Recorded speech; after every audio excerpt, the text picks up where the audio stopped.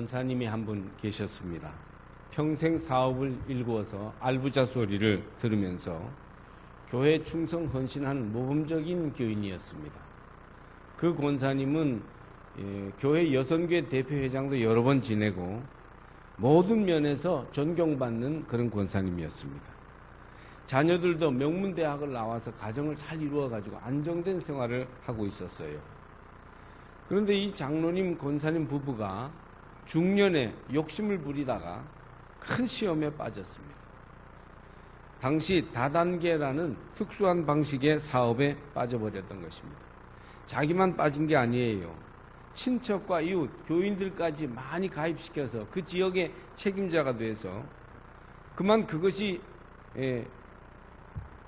법정 신청에 들어가는 바람에 수십억 손해를 많은 사람들에게 입히고 큰 낭패를 당하게 된 것이죠.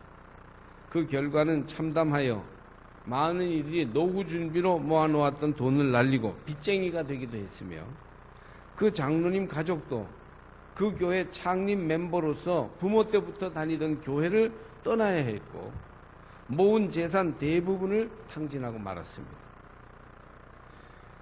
저는 정말 그 가정은 그런 시험에 빠질 줄은 몰랐습니다. 딴 건 몰라도 물질적인 문제에 있어서는 굉장히 착실하고 여유가 있었으며 아쉬울 것이 없는 그 가정으로서 그런 시험에 빠질 것이라고는 정말 생각을 못했습니다.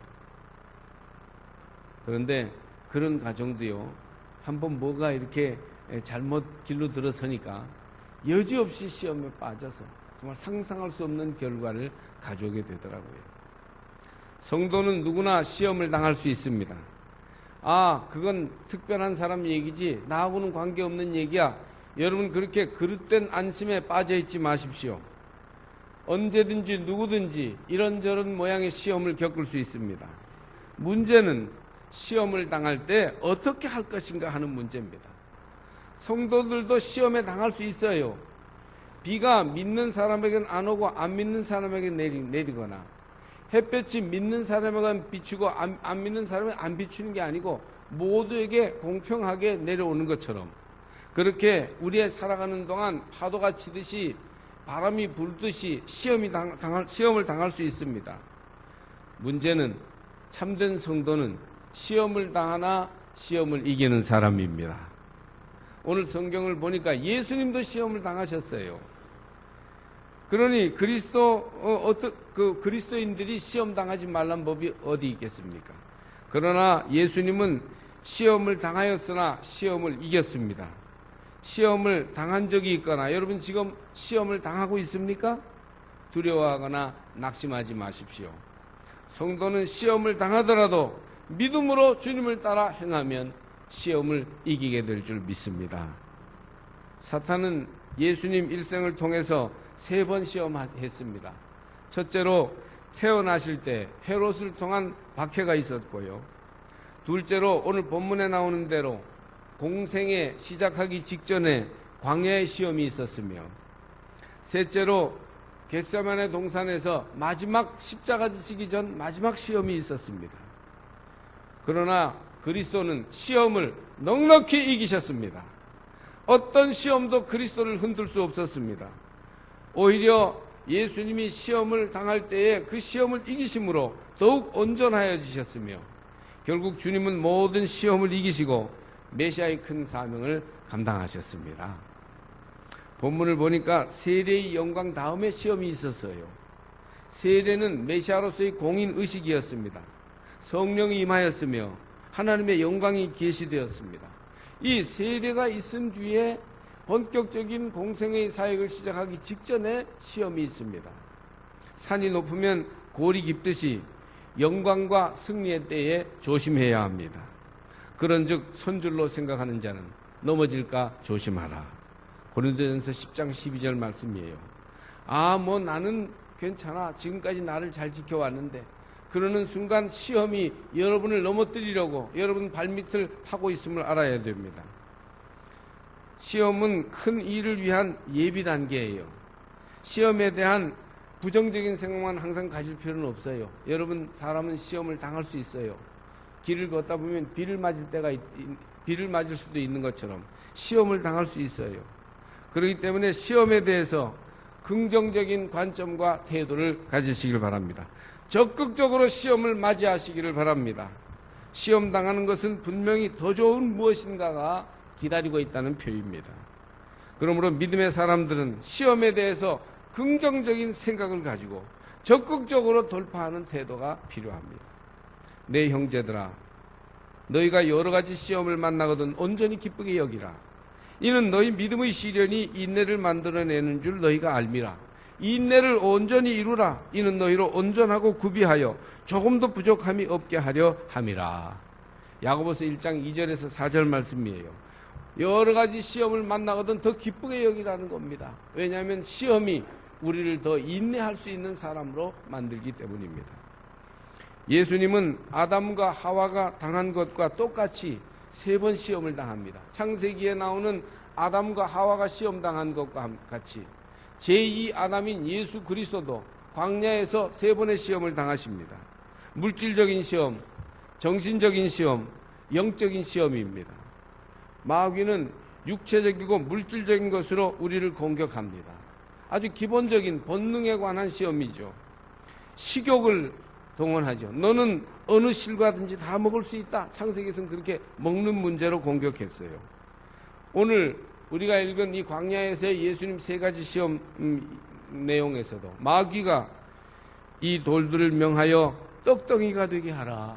그렇게 시험합니다. 대부분 사람들은 육체의 본능을 이기지 못해 시험에 빠집니다. 탐욕과 정욕, 성욕 이런 것들에 넘어지는 것이죠. 다음은 정신적 유혹이에요. 개인적인 이익과 정신적인 자만심에 호소하는 유혹입니다. 그래서 창세기에 보면 너는 결코 죽지 아니하리라. 이렇게 마귀가 아담을 꼬입니다. 또 오늘 본문에도 예수님을 향해서 마귀가 높은 데서 떨어져도 결코 상하지 않으리라. 대부분 이 유혹을 이기기 힘듭니다. 자존심의 유혹, 자아의 문제입니다. 그러니까 먹는 거, 어떤 성적인 타락 이런 거는 잘 이기면서도 어떤 사람들은 자존심 상하는 거, 화나는 거, 기분 나쁜 거 이런 거 못 참고 넘어지는데 이 정신적인 유혹에 넘어져 실수하는 것입니다. 마지막으로 영적인 유혹이에요. 대부분 물질적 유혹에 넘어지고 도덕적이고 지성적인 사람은 정신적인 유혹에 걸리나 가장 큰 유혹은 영적인 유혹입니다. 영적인 권세에 도전하는 것, 하나님의 영광을 인간의 영광으로 바꾸려는 유혹이죠. 네가 나에게 절하면 천하만국은 내 소유가 될 것이다. 자기의 개인적인 어떤 그런 공명심을 위해서 마귀에게까지 타협하려고 하는 태도, 이게 영적인 유혹이에요. 요한일서 2장 15절부터 16절 말씀은 이런 부분에 잘 얘기해주고 있습니다. 이 세상이나 세상에 있는 것들을 사랑치 말라. 누구든지 세상을 사랑하면 아버지의 사랑이 그 속에 있지 아니하니 이는 세상에 있는 모든 것이 육신의 정욕과 안목의 정욕과 이생의 자랑이니 다 아버지께로 쫓아온 것이 아니요 세상으로 쫓아온 것이라. 첫째 아담과 둘째 아담에게 다가왔던 유혹은 인류 모두에게 파도처럼 거듭거듭 다가옵니다. 지난 주간에도 틀림없이 여러분 어떤 시험거리가 여러분을 휩쓸고 지나갔을 것입니다. 이 유혹을 받아 넘어지면 시험에 빠지는 것이고 마귀에게 걸려든 것입니다. 여러분 시험을 당하되 시험을 이기시기를 주의 이름으로 권면합니다. 우리는 먼저 시험을 당할 때에 시험하는 당사자가 누구인지를 생각해야 합니다. 성경은 마귀가 예수님을 시험했다고 분명히 얘기합니다. 마귀는 시험하는 자 사탄입니다. 본문에서 마귀에 대해 3가지로 말합니다. 마귀는 시험하는 자입니다. 믿음이 있는 사람은 마귀가 시험한다는 것을 압니다. 알고 있어요. 그러나 이기기 어렵습니다. 마귀 시험인 줄 알면서도 당하는 겁니다. 겉으로는 부부가 싸우는 것이죠. 그런데 이 사람이 내가 알던 사람이 아니에요. 내가 사랑하던 사람, 내가 믿고 의지하던 사람이 아니에요. 이렇게 고집세고 악할 수가 없습니다. 부부 사이에 마귀가 들어와서 지금 밀가 까부르듯이 흔들고 있는 겁니다. 욕하는 소리를 들어봐요. 무섭게 부릅뜬 눈을 보세요. 이건 마귀입니다. 여러분 이럴 때 여러분 어떻게 생각합니까? 나도 더 화를 내서 더 강하게 대적해야 하겠습니까? 아니에요. 마귀와의 싸움인 것을 직시해야 합니다. 자식이 내가 알던 그 귀여운 아이가 아닙니다. 그렇게 말 한마디면 잘 듣던 고분고분한 애가 아니에요. 이럴 때 우리가 화를 내고 낙심할 것이 아니라 우리 가운데에서 시험하고 있는 마귀를 봐야 하고, 그렇다면 더욱 깨어 기도해야 합니다. 마귀가 시험하는 데에는 지성, 믿음의 연조, 혹은 인격, 나이, 직분 이런 걸 상관이 없습니다. anytime, anyone, anywhere죠. 언제 어떻게 시험할지 몰라요. 대상이 제한되어 있지 않습니다. 그렇게 고상한 인격에 그렇게 존경받는 사람도요, 이 시험에는 예외가 될 수가 없습니다. 제자 중에 둘이 이 시험에 걸렸어요. 12제자 중에 가룟 유다와 베드로입니다. 유다와 베드로를 잘 보면 12제자 가운데도 한가득 하던 사람들이에요. 예수님의 신임을 가장 받았던 사람이에요. 그런데 가룟 유다는 시험에 걸려 넘어졌고, 베드로는 시험을 딛고 일어섰어요. 시험에 진 사람과 시험에 이긴 사람은 12제자 중에 완전히 다른 운명을 맞이하게 되는 것입니다. 그래서 베드로는 수제자가 되었고, 유다는 역사 속에 영원한 배신자의 아이콘으로 남게 되었습니다. 시험을 당할 수 있습니다. 그러나 시험을 이기시기를 바랍니다. 지난 주간에도 우리에게 시험이 왔을 것입니다. 시험을 이기는 자는 복됩니다. 마귀가 사람에게 자신의 존재를 자꾸 무시하게 만듭니다. 경계를 풀게 해요. 마귀가 말이죠, 새까맣고 창을 들고 있고 눈이 반딱반딱하고 보기만 해도 흉측해서 야, 저건 마귀구나 이렇게 알 수 있다면 우리가 경계심을 가지고 마귀를 못 들어오게 할 것입니다. 근데 마귀는 가장 사랑하는 사람처럼, 가장 따뜻한 친구처럼, 가장 우리 편인 것처럼 가장하여 경계심을 허물고 우리에게 다가오게 합니다. 마귀는 없다, 마귀의 시험이란 없다, 다 자기 마음 문제지, 이렇게 사람들이 생각하게 만듭니다. 그 말도 맞습니다. 내가 정신 차리고 믿음 안에 있으면 마귀가 역사할 수 없기 때문에 다 자기 문제라는 말도 맞습니다. 그러나 현존하는 마귀의 역사, 마귀의 여러 가지 악한 권세, 조직화된 사회화된 악한 권세, 악한 세력에 대해서 우리가 알고 있어야 해요. 개인적으로 도덕적 인간이지만 도덕적으로 살 수 없게 만드는 여러 가지 악한 구조를 우리가 파악해야 돼요. 마귀는 방어벽 속에 들어가서 은신하면서 강하게 우리를 넘어뜨리려고 하고 있습니다. 그러므로 여러분, 마귀와 싸울 때 주 안에서, 성령 안에서 말씀으로 싸우시기를 바랍니다. 우리가 마귀를 대적할 때는 기도하면서 해야 되고 말씀 안에서 해야 합니다. 그러니 결국 자기 자신과의 싸움이기도 하다는 말은 맞습니다. 그러나 여러분, 현존하는 마귀의 강한 역사, 구조화된 죄악에 대해서 우리가 직시하고 싸워나가야 할 줄로 믿습니다. 말씀을 의심하게 만드는 마귀의 유혹수를 경계하시길 바랍니다. 말씀을 다 부인하는 게 아니에요. 교묘하게 바꾸어서, 한두 구절을 바꾸어서 다른 것으로 만듭니다. 창세기에 보면요, 하나님께서 아담과 하와에게 모든 에덴 동산의 과일을 네가 마음대로 먹어라, 에덴 동산을 다스리고 정복하고 마음대로 살아라. 다만 동산 중앙에 두 나무가 있는데 하나는 생명나무고 하나는 선악을 알게 하는 나무다. 생명나무 과실은 먹고 네가 영생해라. 그러나 선악을 알게 하는 나무는 하나님 나의 권한이니 네가 그것을 먹어서는 안 된다. 999개를 허락하고 한 개의 금령을 정하심으로 하나님과 인간 사이의 경계를 넘어오지 못하게 했어요. 그런데 마귀가 뭐라고 와서 얘기합니까? 참으로 동산 모든 실과를 먹지 말라 하시더냐? 이렇게 물어봅니다. 단어는요 거의 구분이 안 될 만큼 비슷해요. 참으로 동산 모든 실과를 먹지 말라 하시더냐? 동산 모든 실과를 먹되 선악과를 먹지 말라, 이렇게 된 거였는데 살짝 바꾸니까요 딴 뜻이 되어버려요. 하나님의 본래 의도가 완전히 사라져버리고 마는 것입니다. 오늘 성경에서도 보니까 예수님을 찾아와서 마귀가 이렇게 묻습니다. 네가 정말 하나님의 아들이냐? 세례 받으실 때 하나님의 아들이심을 확실히 알게 되었습니다. 하나님의 아들이심이 계시된 지가 불과 얼마 지나지도 않았어요. 변화산 위에서 또 그리스도 신성의 빛이 충분히 계시됩니다. 하나님의 영광의 빛이 가득합니다. 그러나 이제 마귀는 네가 정말 하나님의 아들이냐? 그렇게 묻고 나오는 겁니다.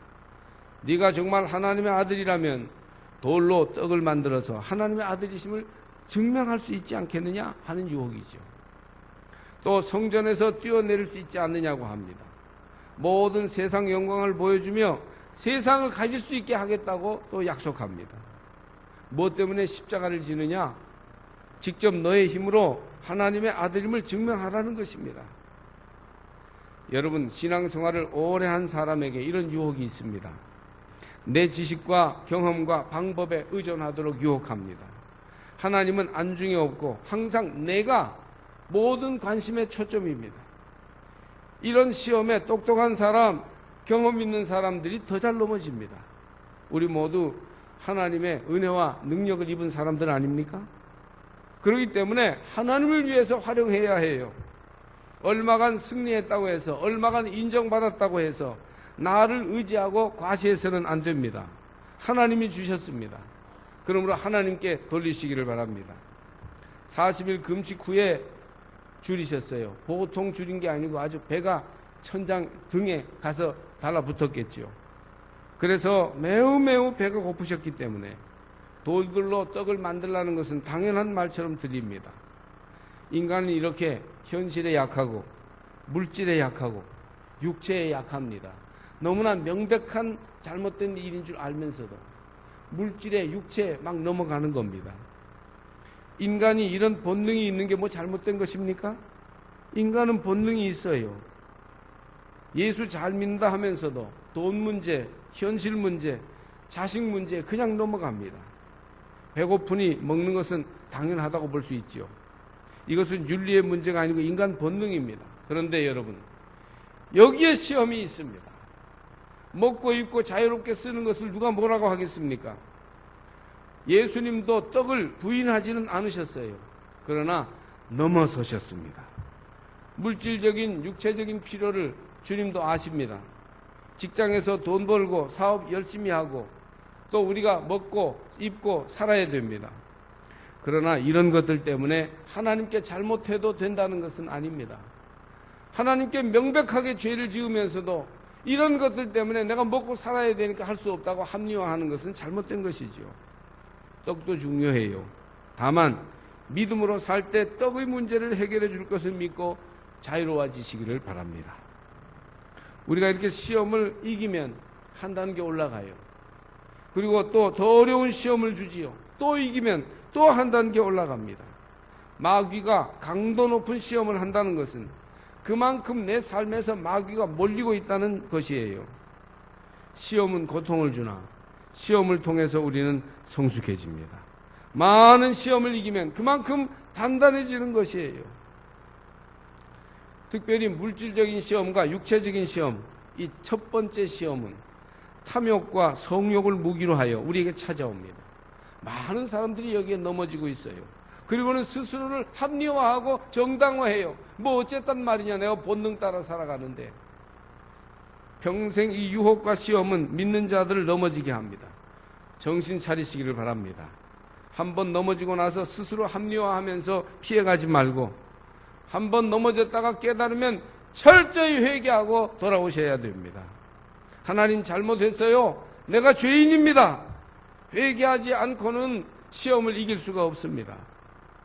또 정신적인 시험도 명예와 자존심을 무기로 하여 우리에게 찾아옵니다. 배고픈 것은 얼마든지 이기지만 기분 나쁜 것은 못 참는다. 자존심 상하는 것, 자아의 문제는 결코 내가 받아들일 수 없다. 이것은 정신적인 시험에 지금 계속 넘어지고 있다는 얘기가 됩니다. 많은 사람이 이 시험에 넘어졌습니다. 그리고 마지막 궁극적인 시험이 있으니 이것이 바로 영적 시험이에요. 여러분, 마귀는 포기하지 않습니다. 한두 번 시험에 이겼다고 자만하다가 더 크게 미혹됩니다.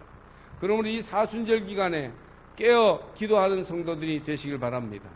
우리의 삶의 파도처럼 밀려오는 여러 가지 형태의 시험에 대해서 이길 수 있게 하기 위하여 말씀과 기도로 무장하시기를 바랍니다. 예수님은 어떻게 이 시험을 이기셨나요? 오늘 성경을 보니까 첫째로 두려워하지 않고 담대히 마귀를 대적했습니다. 사단아 물러가라, 이렇게 예수님이 확실하게 선포하셨어요. 물러가라니까 사단이 물러갔어요. 예수 이름을 의지하여 담대히 선포하십시오. 사탄에게 쩔쩔매지 마십시오. 비위를 맞추지 말아요. 사실 우리나라의 모든 푸닥거리는 사단에게, 귀신에게 비위 맞춰줘서 횡액을 면하게 하려는 거예요. 우리가 왜 귀신에게 떡을 던져주어야 합니까? 여러분, 우리 개인이, 우리의 육체가 마귀와 싸워서는 결코 이길 수 없지만 예수를 의지하여 믿음으로 싸울 때 결코 질 수 없을 것입니다. 그렇기 때문에 죄악의 세력에 비굴해지지 말고 구조화된 악에 대해서 두려워하지 말고 예수 이름으로 담대히 대적하며 나가시기를 바랍니다. 시험을 이기려면 단호한 거절과 마귀에 대한 대적이 필요해요. 예수 믿는 사람들이요, 이 선한 의지, 착한 것에 쌓여가지고 거절할 것을 거절하지 못하고 끊을 걸 끊지 못하는 단점이 있어요.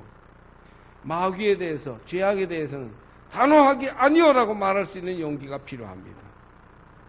야고보서 4장 7절을 보니까 마귀를 대적하라, 그리하면 너희를 피하리라. 마귀를 대적해야 돼. 우리가 물론 즐겁게 살아야 되고 행복을 누릴 그 권한이 있지만, 그러나 이건 아니다, 여기에 넘어지면 안 되겠다 할 때는 아니라고 확실히 대답할 수 있는 마귀를 대적하는 용기가 여러분 속에 있기를 바랍니다. 두 번째로 예수님은 기록된 말씀으로 시험을 물리치셨습니다. 말씀으로 유혹을 물리치시고 시험을 이기셨어요. 준비된 말씀, 예리한 칼처럼 잘 갈아서 준비된 말씀이 필요합니다. 자기 생각에다가 성경을 갖다 붙이는지 또는 성경 말씀에 자기 생각을 복종시켜서 따라가는지 잘 생각해 보시기 바랍니다. 말씀이 필요할 때 바로 적용하려면 말씀이 충만하여 준비된 말씀으로 내 삶 속에 살아있어야 합니다. 매일 가정 예배 드리고 성서 묵상하는 사람, 1년에 성경 1독 이상, 어떤 이들은 10독 이상 하는 이들은 이런 때에 시험에 말씀으로 이길 수 있는 가능성이 훨씬 많은 것입니다. 여러분, 그리스도인은 항상 말씀으로 살아야 합니다. 살아있는 말씀이 있으면 그러면 하나님 뜻대로 살 수 있다는 그런 확실한 고백이 여러분 속에 있길 바랍니다. 의식주 환경에 매여 사는 사람들이 많아요. 늘 육체의 만족을 구합니다. 돈 버는 것과 성공하는 것이 절대 기준이에요. 그러나 말씀으로 사는 사람은 환경을 초월하는 사람이 됩니다. 자신의 배경과 환경을 만들어가는 사람이 되는 거예요. 운명을 핑계하고 함부로 사는 것이 아니라 운명을 말씀으로 스스로 만들고 창조하며 사는 것이에요. 자신 먹고 입고 자는 것이 다 해결된 다음에 예수 믿는 것이라고 사람들 생각합니다. 주위에 할 일이 없을 때 교회 오는 것이라고 생각합니다. 그러나 여러분, 먼저 하나님의 일을 생각하십시오. 이 문제가 하나님과 우리 사이에 해결되면 모든 다른 문제는 하나님이 풍성히 채워주실 것입니다. 그러므로 항상 말씀으로 나아갈 때 시험을 이길 수 있을 것입니다. 셋째로 예수님은 분명한 선택을 하셨습니다. 오늘 본문을 보니까 하나님께 경배하고 다만 그를 섬겨라 그랬어요. 하나님을 선택해야 돼요. 진심으로 하나님만 섬기시기 바랍니다. 진심이 중요해요. 하나님을 섬겨야 돼요. 하나님과 세상 둘 가운데에서 우리가 이런 선택을 강요받는 경우는 원칙은 아니지만 그래도 우리가 정말 하나님을 확실하게 선택할 수 있는 가치를 가져야 되는 것입니다. 그러면 마귀가 어쩌지 못합니다. 하나님을 경배하지 않으면 그 하나님을 경배하지 않는 마음에 마귀를 경배하게 되는 충동이 일어나게 되는 것입니다. 회색지대에 머물려고 할 때 절대 시험을 이길 수가 없어요. 주일날 예배드리지 않고 있으면 무엇인가 딴짓을 하게 되지 않습니까? 우리가 선한 계획을 가지고 있지 않고 공부하는 일에 집중하지 않는 학생들이 딴 생각에 빠지게 되는 것과 같습니다. 성경 읽지 않으면 다른 유혹이 들어오게 됩니다. 억지로라도 성경을 잡으세요. 억지로라도 경건 생활로 여러분의 비어있는 시간을 채워가시기를 바랍니다. 마귀가 지금 어느 시대인데 이런 고리타분한 책을 읽고 있어. 참 한심하다. 그렇게 우리 마음에 자꾸 도전해 올 때 마귀야 물러가라. 나는 생명이신 하나님의 말씀을 취하겠다. 그렇게 담대히 선포하십시오. 하나님을 사모하지 않으면 세상 쾌락과 명예와 육체적인 그런 정욕을 사모하게 되는 겁니다. 우리의 영적인 영역, 우리의 선택이 분명할 때 시험을 이기게 될 것입니다. 오늘 사순절 첫째 주일에 하나님만 섬기고 하나님 뜻대로 살겠다고 마음속에 결심하고 나가시길 바랍니다. 하나님 쪽을 선택하지 못하고 마귀의 유혹에 번번이 빠졌다면 회개하고 나가시기를 주의 이름으로 권면합니다. 마음을 찢고 말씀을 그곳에 심으십시오. 성령으로 역사하기를 바랍니다. 마귀가 시험해요. 시험이 문제가 아니라 마귀가 문제입니다. 시험을 이겨야 하는 것은 단순히 그 하나의 시험보다 마귀를 물리치기 위함입니다. 시험을 이기니까 오늘 성경 11절에 보면 마귀가 떠나갑니다. 이에 마귀는 예수를 떠나가고 천사들이 나와서 수종드니라. 믿음으로 예수님을 의지하여 마귀를 이겨버릇해야 돼요. 영적으로 승리하는 버릇이 있어야 됩니다. 그렇지 않고 많은 사람들이 마귀에게 항상 저버릇하는 거예요. 항상 육체와 유혹에 저버릇하는 거예요. 당연히 지는 것으로 생각합니다. 말씀은 있지만 말씀과 생활이 일치하지 못해요. 말과 행동이 일치하지 못해요. 항상 저버릇했기 때문입니다. 여러분 성령 안에서 말씀 안에서 마귀를 이기고 항상 이기시기를 바랍니다. 작은 싸움에 이기면 점점 큰 싸움에 이길 수 있고 그것이 인격이 되고 생활이 되고 운명이 될 수 있는 겁니다. 왜 마귀의 유혹에 번번이 넘어져 지고 계십니까? 그것이 우리 인생이 되도록 그렇게 스스로 포기하십니까? 이에 마귀는 예수를 떠나고 천사들이 나와서 수종드니라. 여러분 삶에도 천사의 위로가 있기를 축복합니다. 열왕기상 19장 5, 6절에 엘리야 선지자를 위로했던 천사의 동행이 나와요. 천사가 어루만짐에 이르되 일어나서 먹으라 하는지라. 본즉 머리맡에 숯불과 구운 떡과 한 병 물이 있더라. 이에 먹고 마시고 다시 누웠더니. 엘리야가 천사의 위로를 받습니다. 주님의 발자취를 따라가는 고난의 40일입니다. 이 사순절에 광야 같은 인생을 믿음으로 걸으면서 시험을 이기고 돕는 천사를 다 만나기를 주님의 이름으로 축복합니다.